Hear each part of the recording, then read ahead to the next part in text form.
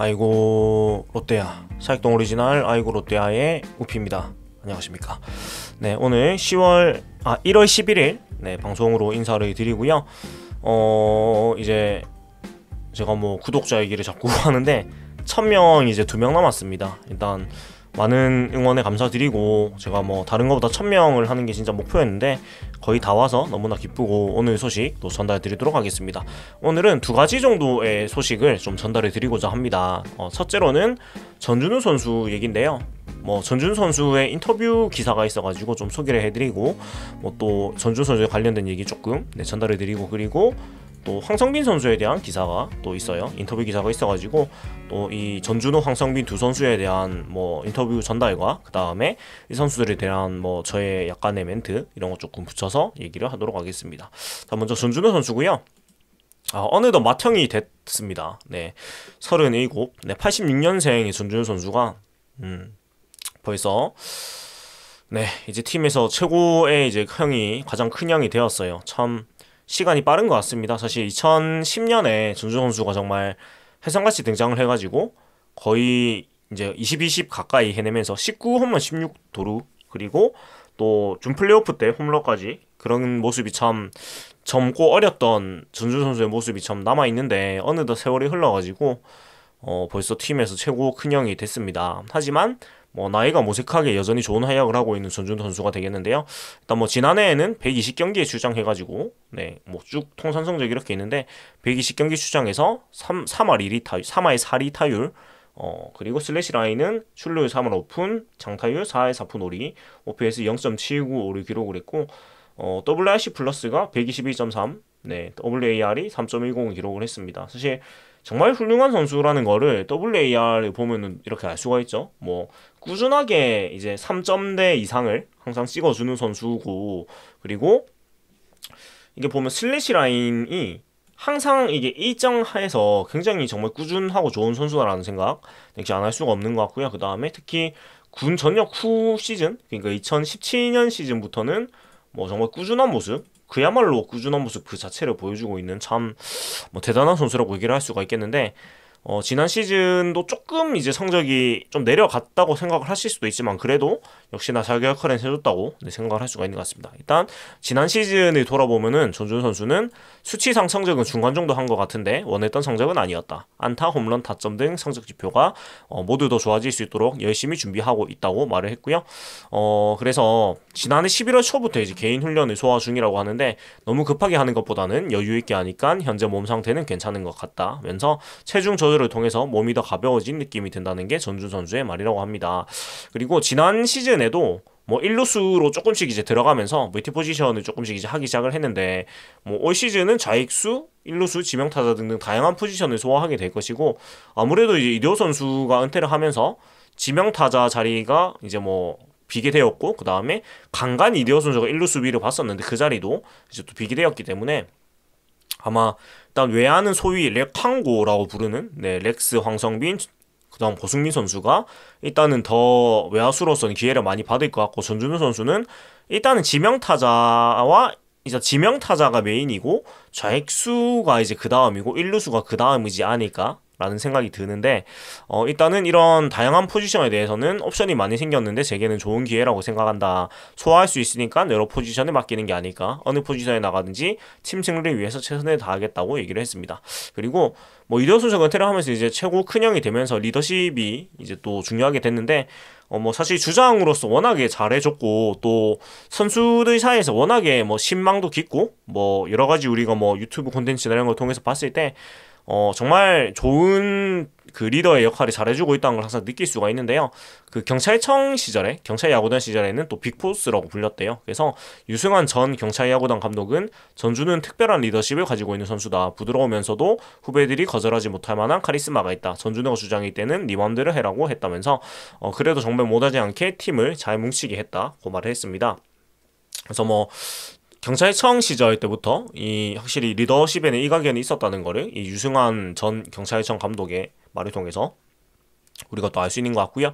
올 시즌부터 전준우 선수가 이제 주장직을 마무리하고 안치홍 선수한테 넘겨줬는데, 그럼에도 불구하고 또 가장 큰 형으로서 또 안치홍 선수를 안치홍 선수에게 주장직을 물려준 전 주장으로서 여러 가지 역할을 또 계속하지 않을까라는 생각이 들고, 그리고 유도 선수가 은퇴를 하면서 또 역할이 더 중요해졌는데, 이에 대해서는 너무 큰 선수가 은퇴해서 빈자리가 생기겠지만 야구는 단체 종목이다. 서로 나눠서 공백을 메워야 한다. 대호 형이 마지막 시즌에 너무 잘해서 모두가 너무 아쉽겠지만 선수들이 나눠서 헤쳐나가야 한다. 저 역시 마찬가지다. 항상 그랬지만 나보다 우리를 생각하고 후배들을 다독이면서 승리라는 최고의 목표를 향해 모든 초점을 맞추겠다고 얘기를 했고요.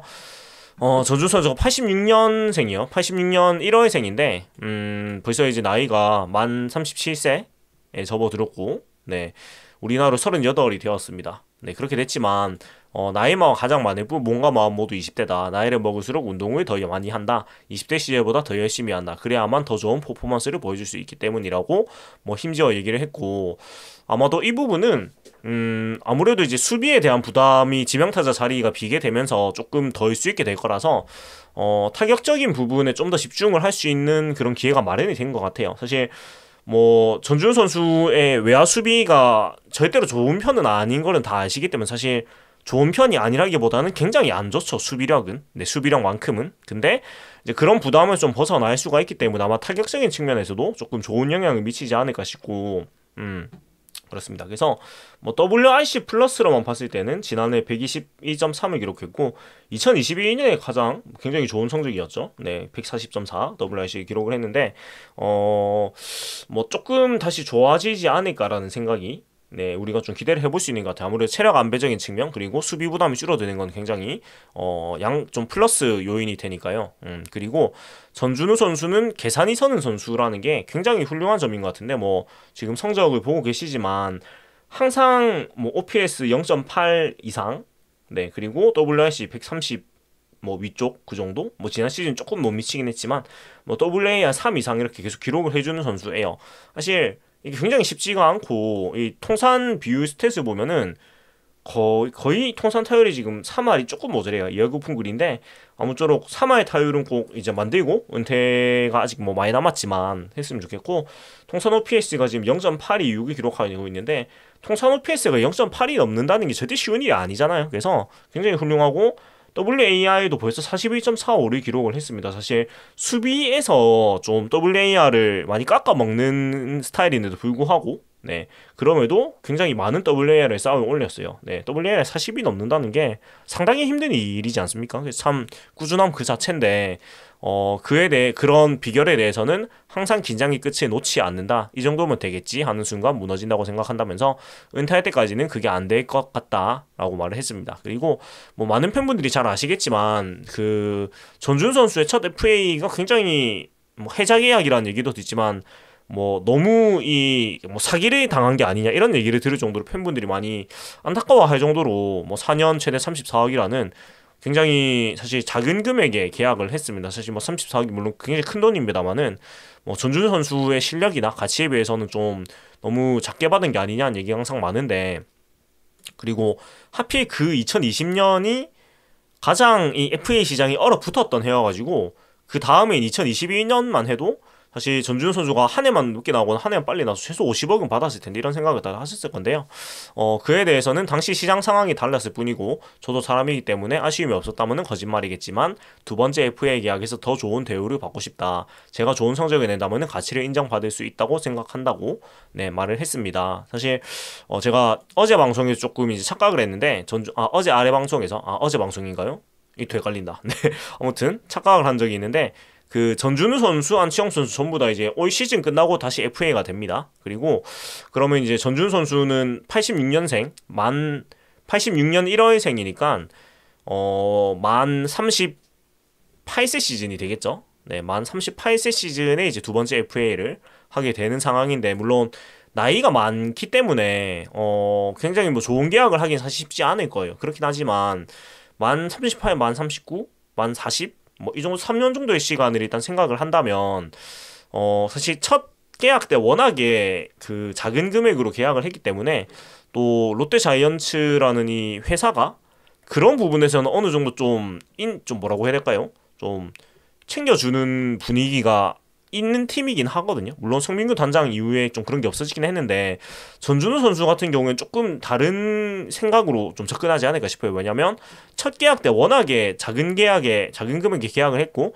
또 FA 기간 동안에 워낙에 좋은 성적을 내줬기 때문에 그거에 대한 조금 뭐 보상성 계약이 없지 않아 있지 않을까라는 생각이 듭니다. 물론 뭐 FA라는 것이 그 앞으로의 성적을 기대하고 계약을 하는 게 물론 맞습니다만 제가 옛날에 그 방송을 할 때 이런 얘기를 많이 했었거든요. 그 이대호 선수가 4년 계약 끝나고 이제 재계약할 때쯤에 이런 얘기를 했어요.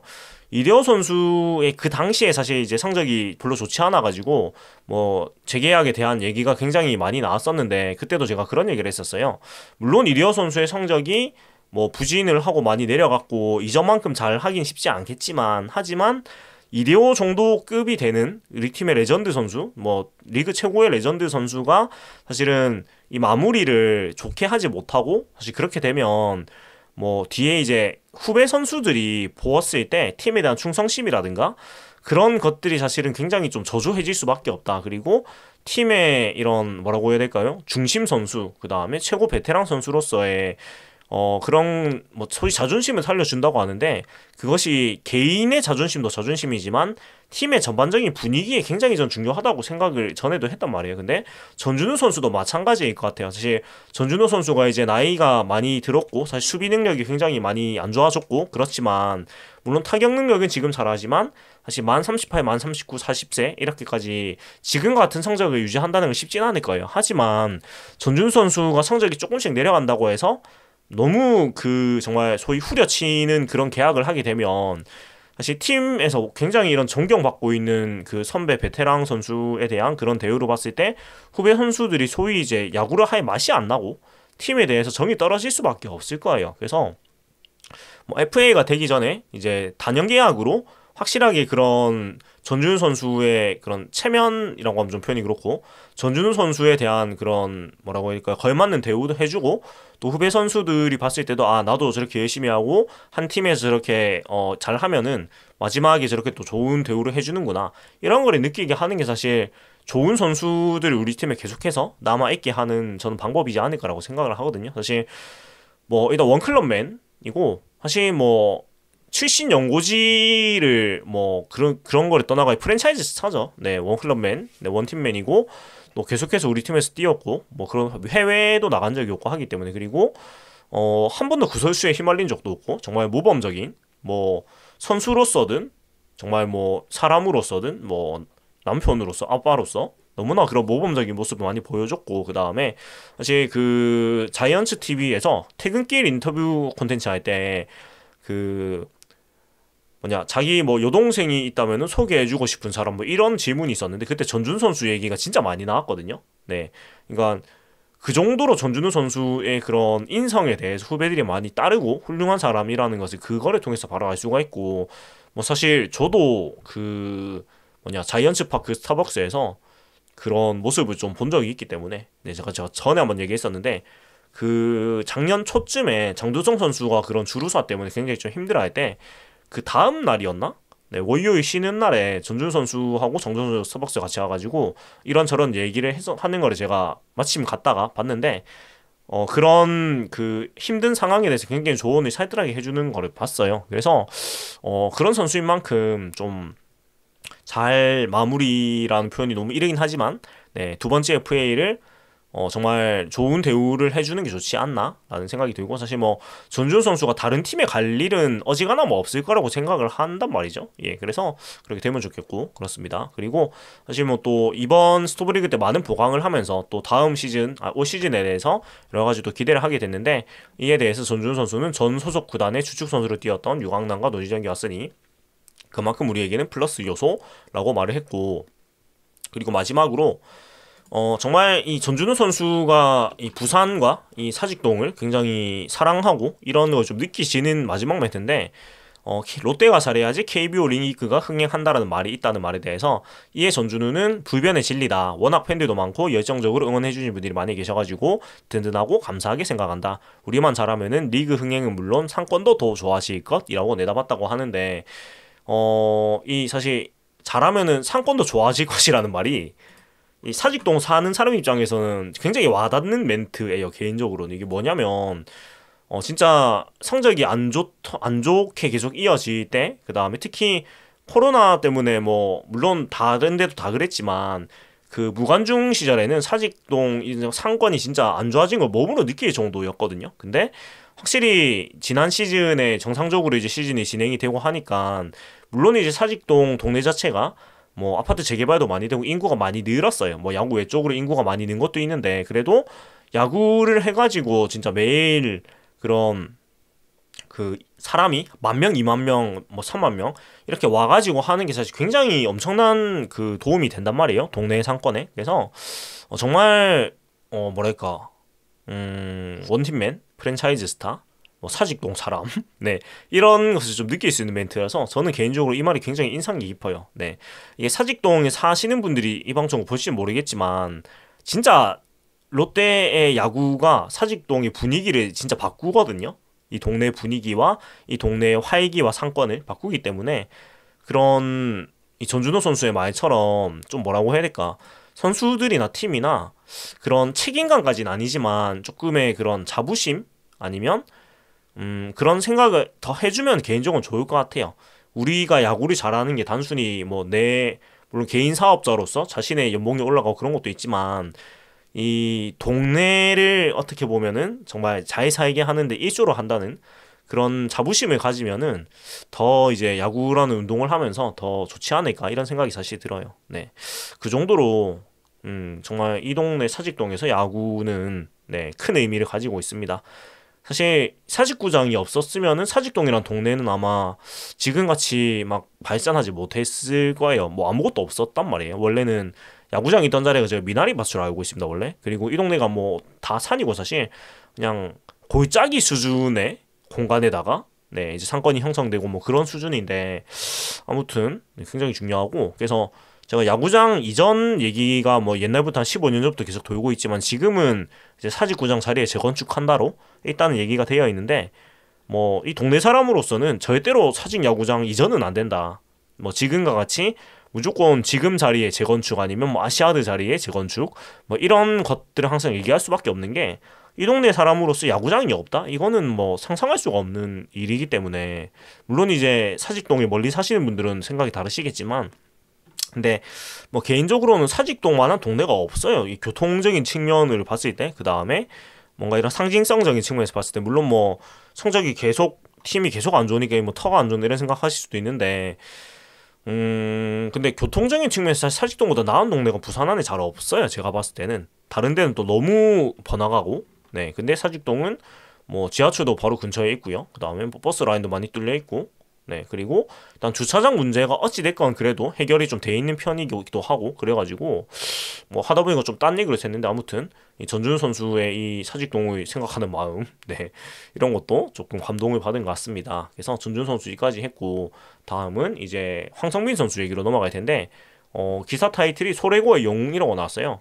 그 황성민 선수가 이 학교가 시흥시, 경기도 시흥시의 소래고를 졸업을 하고 이제 경남대 진학하고 이제 그 입단을 하게 됐는데, 사실 황성민 선수가 뭐 체격 조건도 작고 하다 보니까 그 프로까지 오는 길이 굉장히 쉽지 않았어요. 보면 사연이 좀 있습니다. 일단은 지금 소래고 등학교 그 선수들이 제주도 강창학 공원 야구장에서 동계훈련을 하고 있다고 하는데, 프로 선수가 비시즌에 모교 선지 훈련을 함께 하는 것은 이례적이라고 합니다.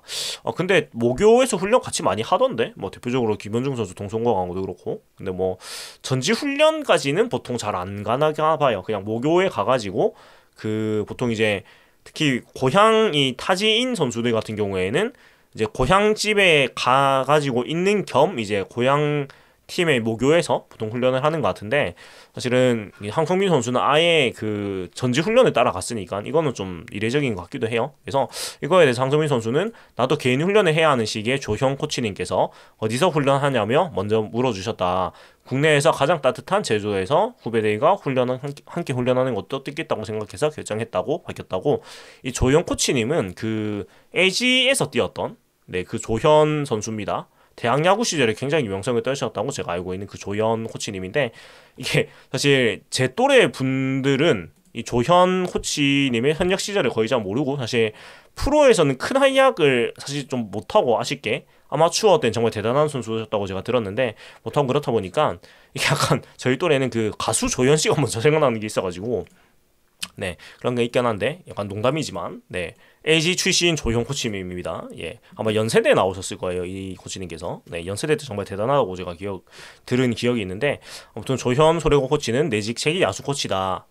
선수들에게 여러 번 말하는 것보다 프로 선수인 황성빈이가 몸소 후배들 앞에서 시범을 보여주는 것이 더 효율적인 것 같아서 훈련 합류를 요청했다고 하고 이 소래고 야구부는 2012년 10월에 창단한 팀이에요. 역사가 이제 10년 정도밖에 안 됐는데 그래서 지금까지 프로에 들어간 선수가 5명밖에 안 되고 2022년 1군에 사역한 선수는 두산 최승용, LG 이지강, 이제 투수와 그리고 황성민 선수 뭐 등등 이제 4명이 있다고 하는데 그중에서 황성민 선수가 가장 많은 102경기에 출장을 했습니다. 그래서 이에 대해서 황성민 선수는 내가 소래고 야구부 창단 멤버였다. 네.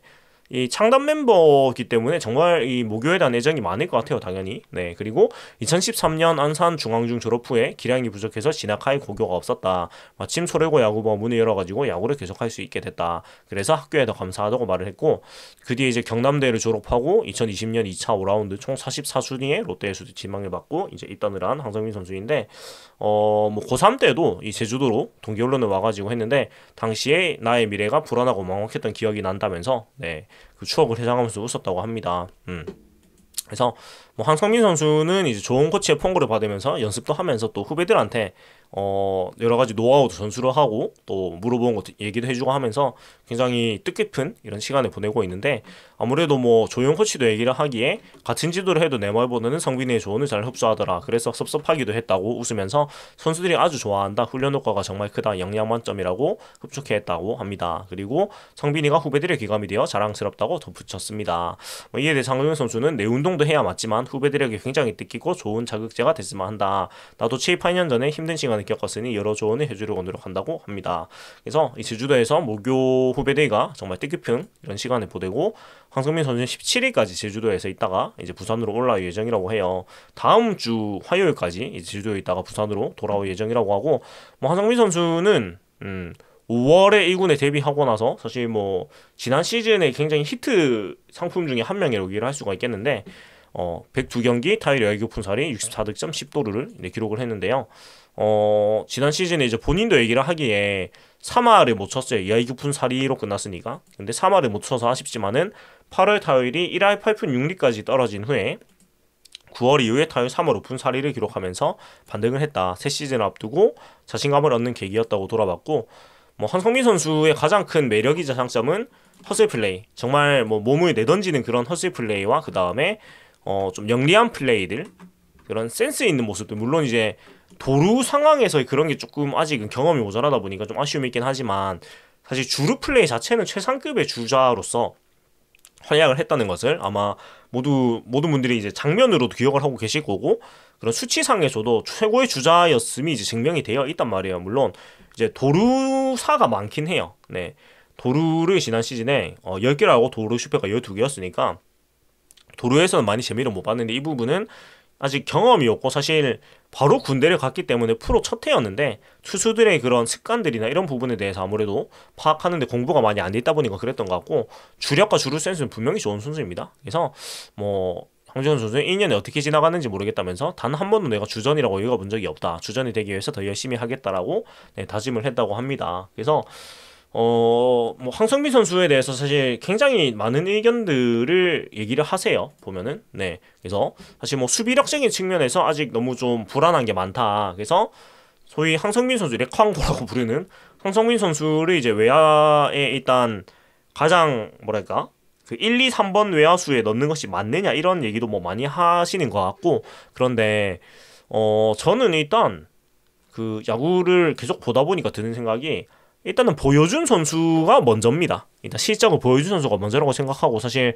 지난해 황성민 선수가 보여준 성적이 상당히 훌륭했다고 저는 봐야 된다고 보거든요. 예, 지난해 성적이 뭐 슬래시 라인이 2할 9푼 살이 3할 4푼 1리 출루율, 장타율 3할 6푼 1 OPS 0.707이었는데 WRC 플러스가 95.3, WAR이 1.23이었어요. 사실 이런 똑딱이형 유효 선수가 OPS가 0.7이 넘는다는 건 상당히 훌륭한 수치라고 얘기를 할 수가 있거든요.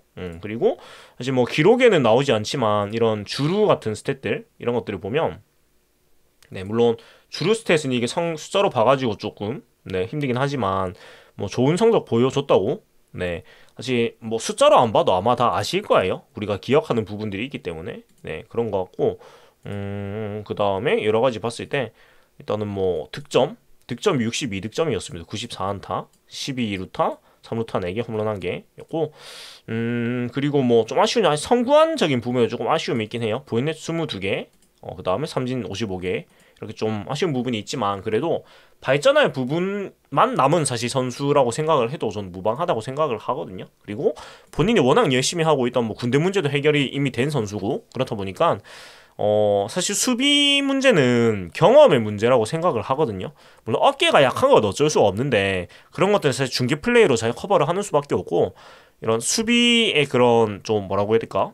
좀 거친 느낌이라고 해야 되나요? 아직 경험이 많이 없다 보니까 생기는 좀 거친 느낌 같은 것들은 사실 많은 연습을 통해서 극복이 좀 가능하다고 생각을 하고 선수 본인도 워낙에 의지가 강한 선수이기 때문에 이번 그 스프링 캠프를 통해 가지고 굉장한 많은 그런 발전이 있지 않을까라는 그런 생각도 들고 사실 우리 팀의 외야 라인이 뭐 렉스, 황성빈, 고승민 이렇게 간다면 타격적인 측면에서는 굉장히 훌륭한 이제 외야진이라고 볼 수가 있겠지만 수비는 사실 폭탄이라고 볼 수가 있단 말이죠.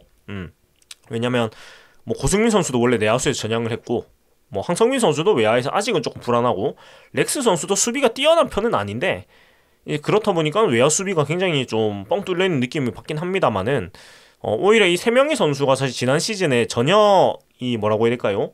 이 조합의 전혀 생각할 수 없는 조합이 후반기에 갑자기 만들어졌단 말이죠. 그러다 보니까 뭐 수비력이 아직 좀 부족한 부분도 분명히 있지만 이 선수 세 명이 그 각자의 수비 범위나 이런 호흡을 맞추는 시간이 또 없었단 말이에요. 그래서 아마 이번 스프링 캠프에서 세 명의 이런 수비력적인 측면에서 생각을 해서 가장 뭐 최적의 포지션 조합, 뭐 지금 뭐 가장 얘기를 많이 하는 건 사실은 뭐 좌익수 렉스, 중견수 황성빈, 우익수 고승민 뭐 이런 부분을 많이 얘기를 하고 뭐 좌중이 바뀐 식으로 또 지난해에는 많이 출전을 했었는데 제가 봤을 때는 주력이 가장 좋은 황성빈 선수가 센터를 보는 게 맞지 않나라는 생각을 네, 좀 하고 있습니다. 네.